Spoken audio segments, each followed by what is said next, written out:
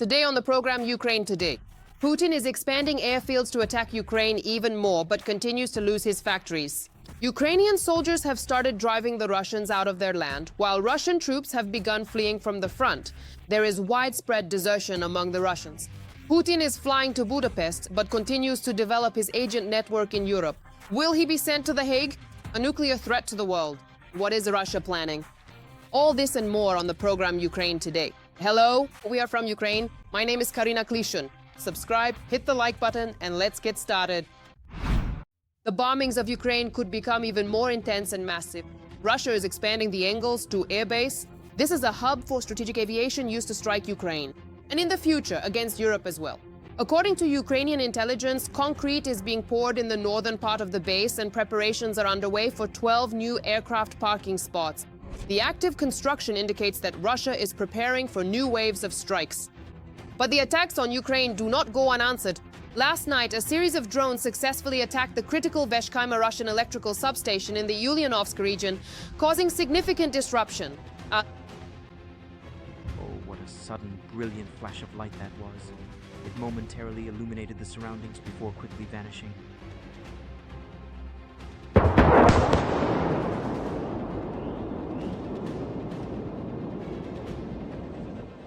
After this attack, part of the power infrastructure went out of order. The Avangard plant in Russia's Bashkortostan was also hit. That's where the Russians manufacture explosives for ammunition. Damn, here on duty since nothing flew over.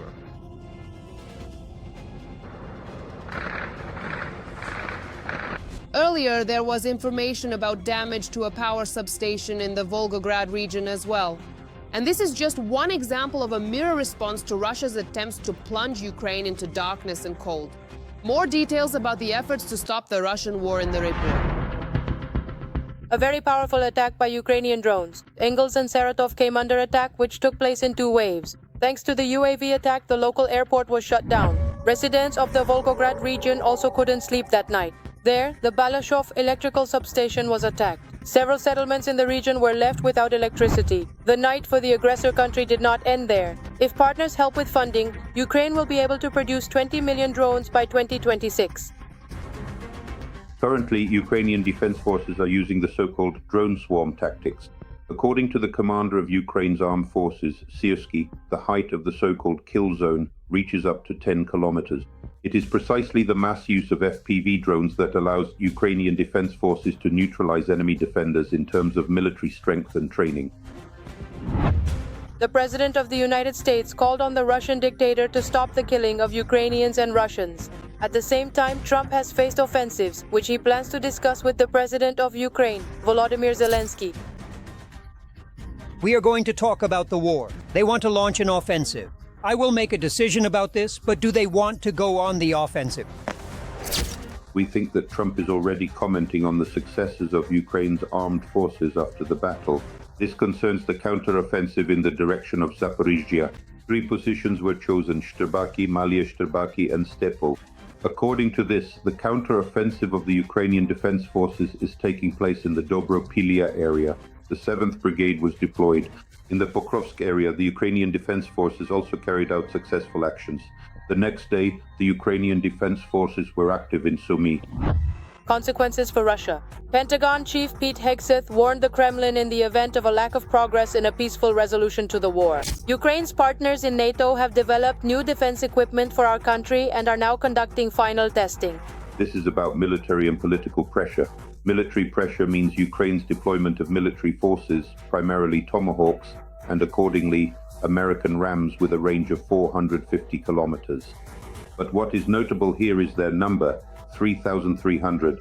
This number will effectively destroy the logistics of the Russian occupation army on the territory of the Russian Federation and will allow the Ukrainian defense forces to neutralize Russian military-industrial complexes within the Ram strike zone.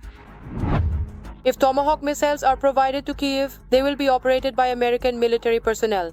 According to journalists from the Financial Times, Ukrainians will not even be able to be trained to use these missiles. Not only is there an automatic transfer of Tomahawk missiles, but also accordingly the sharing of intelligence data. On the other hand, targeting skills will be provided by American partners. But most importantly, in military situations, the operators of the Tomahawk missiles will be the United States. Recall that earlier, the Russian Federation used rhetoric claiming that the transfer of Tomahawks would automatically make the United States a party to and participant in the war. Therefore, the United States considers that this rhetoric from the Russian Federation is not regarded as a serious argument. An incident resembling a provocation typical for the Russians took place in Poland. During the experiments, which were also supported by the Netherlands, vehicles with Belarusian license plates were observed. A few minutes later, drones appeared around the base, targeting communication facilities. It was impossible to determine their origin or operators. After the appearance of the unidentified drones, the experiments were halted. Then electronic military systems were restored from the Netherlands, which in turn made it possible to bring these joint experiments to a logical conclusion. The Kremlin does not agree with the idea that the US should transfer Tomahawk missile systems to Ukraine. This was questioned by analysts from the Institute for the Study of War. Secondly, it is noted that Russia continues to try to drive a wedge between the US, Ukraine, and Europe, as well as to destroy NATO unity. Meanwhile, fighting continues on the front despite Trump's calls to stop. Putin continues to advance. Currently, the Russians are aiming to capture the entire Donetsk region, and it is there that assaults are most frequently carried out. But Ukrainian defenders continue to fight and even drive out the occupiers.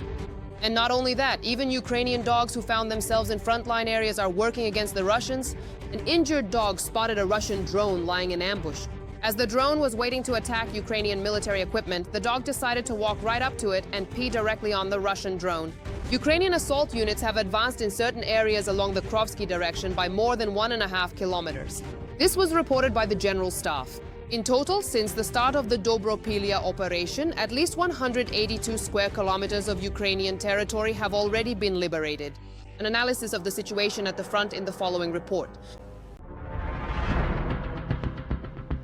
More than 100 Ukrainian drones were shot down overnight on October 13th over the territory of occupied Crimea. There is no information about those that were not shot down, but we can confidently say that several drones successfully landed as intended. Even after 2 days, they were unable to destroy Feodosia, which can be seen from a distance of 10 kilometers. An officer of the Judicial Transport Service reported that the incident at the Crimean Feodosia depot occurred during tram traffic, ensuring the rights of passengers who were returned to police officers. This looks like an isolated incident, since they still haven't been able to protect the peninsula from drones.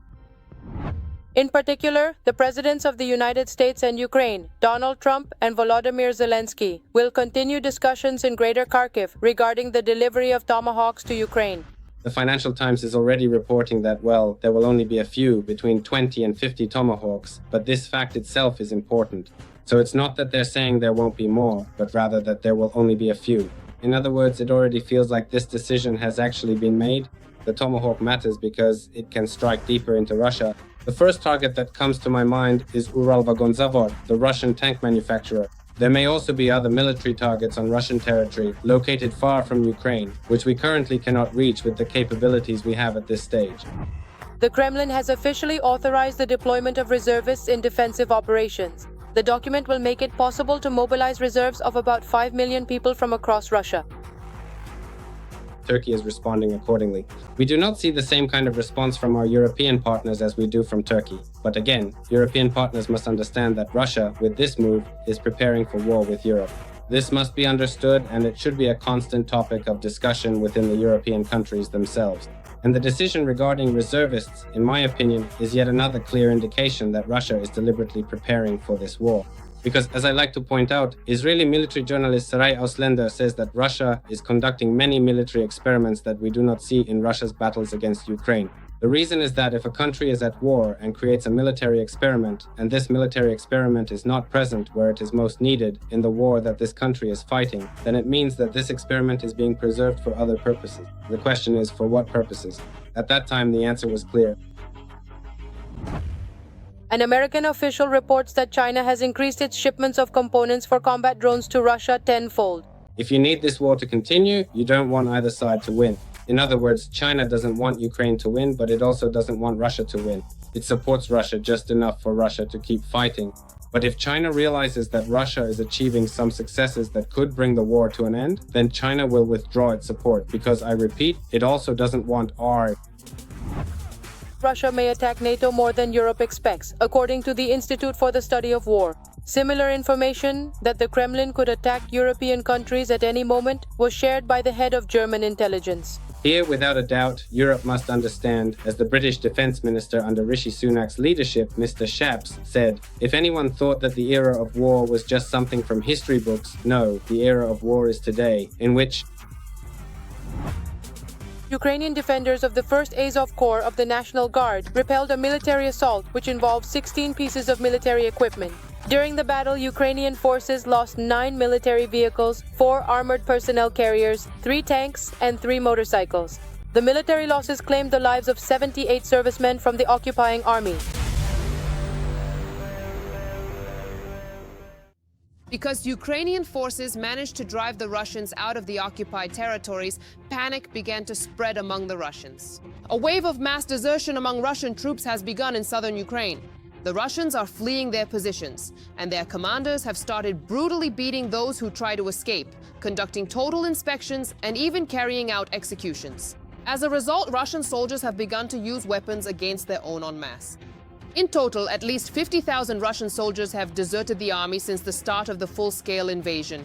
This became known thanks to a leak of documents from the so-called Ministry of Defense of the Russian Federation.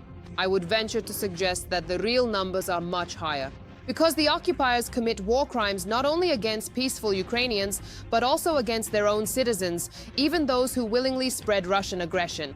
Here are the details. I know about many crimes, about how people turned away. I know about cases, I know where the territories were preserved. That's how it is.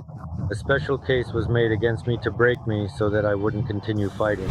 This convict occupier held his position even after he was told not to let him leave the position alive. He stayed together with another soldier who faced the same situation. That was the only way to stay alive. I was beaten when I first arrived in Sochi. They captured me and beat me very badly with a bucket and a stick. They threw me into a pit, and from the pit I was sent on combat missions with backpacks.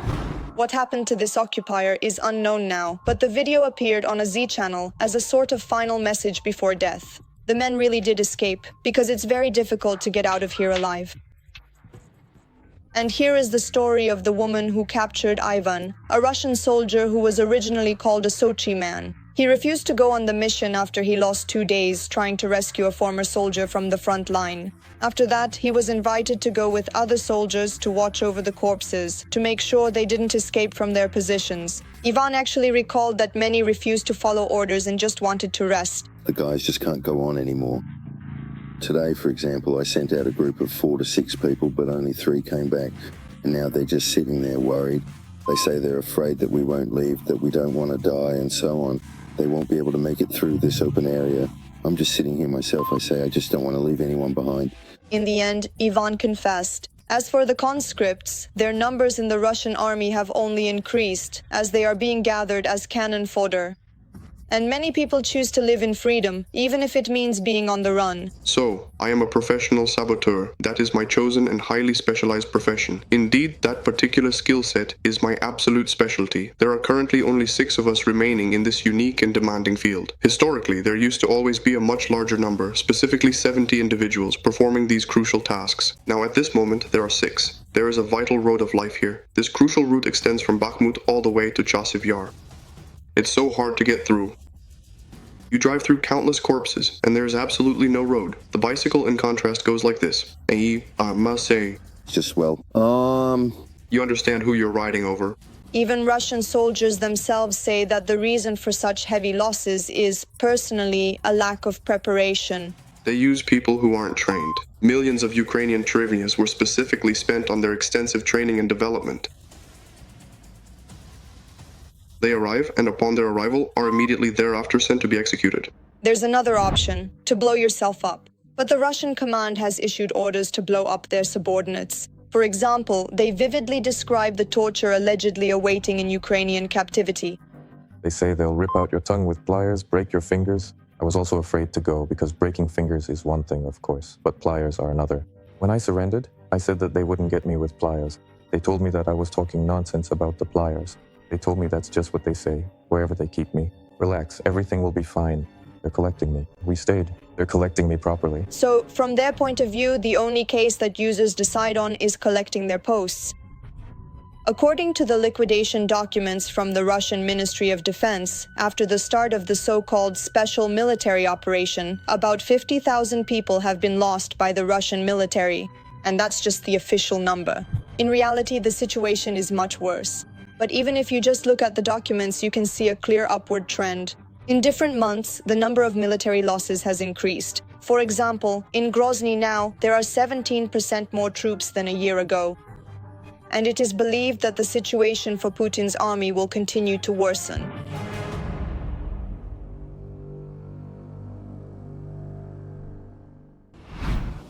Recently, Trump said that he had a very productive conversation with Putin and has already announced a meeting in Budapest. Moreover, US and Russian officials will meet next week before the negotiations to discuss the details. In about 3 weeks, the leaders of the countries themselves will meet. The sudden pivot of the US towards the Kremlin has baffled Europe, and the subject of the dialogue is even more unclear than it was before Alaska. Meanwhile, the head of Hungary's Ministry of Foreign Affairs stated that his country will ensure Putin's unhindered arrival and departure for negotiations with Trump and promised not to arrest Putin at the Hague's request. The Kremlin, however, admits that they still do not understand Putin's possible route. But as Putin's press secretary Peskov emphasizes, plans are already being made. And according to experts, most likely Putin's plane will be escorted by both Russian and Turkish fighter jets to provide him with protection from drones and missiles. That's just how unafraid Putin is of anyone. Why Budapest specifically is a mystery. A journalist from HuffPost asked the White House spokesperson who chose Budapest for the meeting, to which the press secretary replied, "Your mom." A minute later, the US president's aide repeated the same phrase to make sure it was heard clearly. Communication at the White House is, of course, top-notch. And what do you think? How will the meeting go? Is there a chance they'll be able to reach an agreement? Meanwhile, Russia is spying on NATO underwater. A Putin submarine was calmly stationed near the coast of France, but it had to surface. It broke down, as often happens with Russian equipment. What happened next? Find out more in the full detailed report. The Russian submarine was tracked by Soviet troops in the Baltic. The military reported this on the social network X. According to the agency, the vessel entered the Baltic through the Great Belt and was then observed in the Kattegat between Sweden and Denmark. Communication vessels and combat aircraft escorted the submarine. Officials described this incident as nothing more than a routine mission. The National News Agency did not specify the name of the vessel. According to NATO classification, it is just a standard diesel-electric submarine of the Kilo class. The submarine Novorossiysk belongs to this type, which previously caused an international incident for the Russians when it unexpectedly crossed the French border. By many characteristics, this is the best submarine not only in the Russian fleet, but also in the world. Its engine operates more quietly than the sound of the sea, which means the vessel can remain undetected on NATO radar screens. The submarine is so well built that it is rightly called a black hole. I believe that tracking this submarine will be a significant challenge for any potential adversary. This is how, 10 years ago, Russian propaganda described the flagship of Russia's modernized submarine project. The Novorossiysk was built specifically for the Russian Black Sea Fleet. The media enthusiastically believed that the vessel could take on an entire group of enemy ships. But now, in 2025, it turns out that it is the one ready to sink. According to Vichko OGPU, after damage to the Novorossiysk's power system during military operations in the Mediterranean, the energy is immediately lost to the bilge. There are no spare parts or qualified specialists on board, and the ship cannot fix the malfunction. This serious incident led to other problems. Battery energy in the bilge is an explosive hazard. The crew suggests that the ship has no other option but to start discharging the bilge directly into the sea. According to the crew, as they say, they have no other option.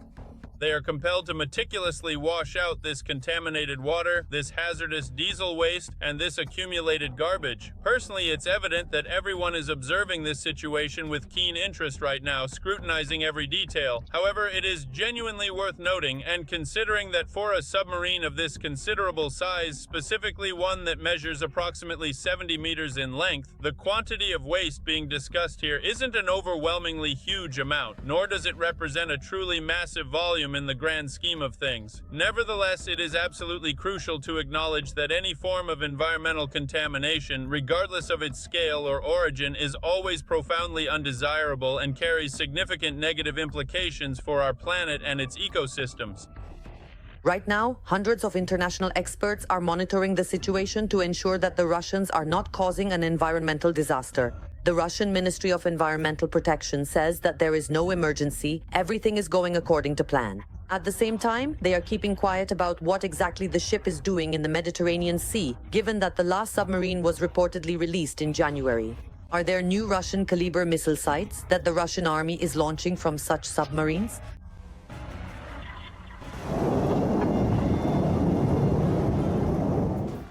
And most importantly, the crew isn't even talking about it. Is there a threat to the crew's lives specifically? Diesel fumes are explosive, considering that the submarine is literally packed with various electrical devices. And at any moment, a spark could cause a fire, which could lead to the loss of the submarine and its crew. For me, the most important question today is, what is the Russian Federation trying to save? Are they trying to save medals, or are they trying to save people? From my personal and professional point of view, in such a critical and perilous situation, they absolutely should have evacuated the vast majority of the crew members from the submarine, leaving behind only those essential personnel who possess the necessary skills and unwavering determination to actively fight for its continued survivability and operational integrity. And fighting for survivability mainly means that all the various and distinct compartments within the submarine must be completely and thoroughly sealed off in order to preserve any possible and viable chance of saving anyone through all the compartments in the large, powerful submarine. It is clear that the investigation of the nuclear submarine Kursk, on which 118 crew members died, does not allow them anything. Novorossiysk did not request assistance, and under the control of NATO anti-submarine aircraft, it will head to the port of Kronstadt, where it is believed it will arrive on October 21st. According to sources from the public domain close to military security, 10 incidents occurred on the submarine during its mission. Incidents? If Novorossiysk makes it back to base, the crews will be happy, and they will be rotated with others. Whether the Russians can revive the submarine again is a big question. To stop exactly where they are currently located, it certainly seems that such a significant demand was indeed put forward to the Ukrainian side by the former president, Donald Trump. This time, he greeted Volodymyr Zelensky with praise for his stylish suit. During this entire process of the operation,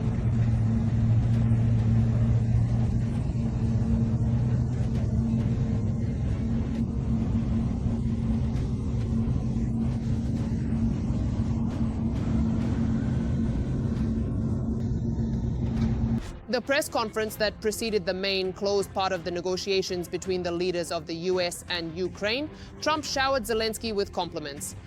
Thank you very much, everyone. It's an honor to be here with a very strong leader, a man who has been through a lot, a man I've gotten to know very well. We've worked together well, and as you know, we had a great report yesterday with President Putin, and we'll be talking about that. Naturally, the previously announced meeting between Trump and Putin in Budapest was also discussed. According to the US president, the meeting will most likely take place in a bilateral format. The presence of Volodymyr Zelensky is unlikely. And finally, about the nuclear threat from Russia and its allies. All the details are in the report. South Korea is preparing for war. For the first time, the Union will build a civilian nuclear bunker due to restrictions from North Korea and Russia. According to the head of the Korean Union Society, Pyongyang continues to develop intercontinental ballistic missiles that can target nuclear bunkers. Importantly, they haven't been deployed yet, but they are in the final stage. All that remains is the so-called re-entry technology. This may be resolved in the near future. An enterprise will be established to protect civilization from possible nuclear, biological, and chemical attacks. It will be located on the 3rd basement level of the new residential complex. This concerns the capabilities of their own nuclear weapons, which are used in the preemptive strike system on North Korean territory. Overall, last month, North Korea conducted several successful tests, even with strategic nuclear weapons. All these signals indicate that North Korea is considered a factor in escalating tensions between the two Koreas and the possibility of shifting the theater of military operations to local territories. The division between North Korea and South Korea has remained tense and unstable since the end of the Korean War, which concluded with an armistice but not with peace. Initially, both countries remained at war. Even when there were periodic attempts to establish dialogue, nothing significant happened. The main points of contention remained North Korea, its nuclear program, and the joint military exercises conducted by South Korea and the United States. For the nation of South Korea, the ongoing development of North Korea's nuclear weapons program represents the single greatest and most profound threat to the very existence and continued sovereignty of South Korea as an independent state. Overall, various statements by the North Korean leadership about the possibility of launching nuclear strikes, even against Ukraine, indicate that there is not only irrationality in their statements, but also consistency with the actions of the North Korean leadership. And the continued military development in North Korea suggests that, of course, only a military scenario for the unification of the two Koreas is being considered. In October 2024, Germany tracked balloons filled with trash to South Korea. And in November 2025, German soldiers approached the border with South Korea. By that time, the variant cases had killed. These statements by Germany's military and political leadership indicate that they are prepared to use both conventional and nuclear forces in response to incidents on the South Korean border. Germany, in particular, is prepared for any security measures following the demonstration of new military systems in Germany. Germany is a strategic partner of the United States because of the NATO alliance. And the response from the United States is that in the event of possible military escalations by the DPRK, the United States will continue to support Germany with all necessary military assistance, including, if necessary and appropriate, the possibility of using Germany's military arsenals. This at least helps to restrain the DPRK from fully escalating military tensions on the Korean peninsula. But at the same time, let's not forget that Russia is using the DPRK as a way to divert the attention of the United States from the processes taking place in Ukraine and on the European continent. The new president of South Korea states that he should try to increase military relations with Pyongyang, but his offer of dialogue was rejected by North Korea. Lee Jae-myung believes that Donald Trump may be the only person who could become a cooperative partner with the DPRK. This is a war of ideologies, and any attempts by South Korea to approach through diplomatic changes will be met with a lack of understanding from the military and political leadership of the DPRK. It should be noted that the greatest possibility of confrontation between the two systems is the main foundation for the existence of the DPRK and its communist regime over the past year. North Korea is actively developing its nuclear program and missile technologies, demonstrating military strength in response to international sanctions and political pressure. That's all for today. Thank you for watching.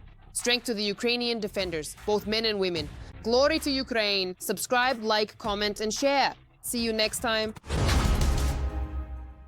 Every voice matters. Join our community, support independent journalism, and help us bring you the truth from Ukraine. Connect with us now.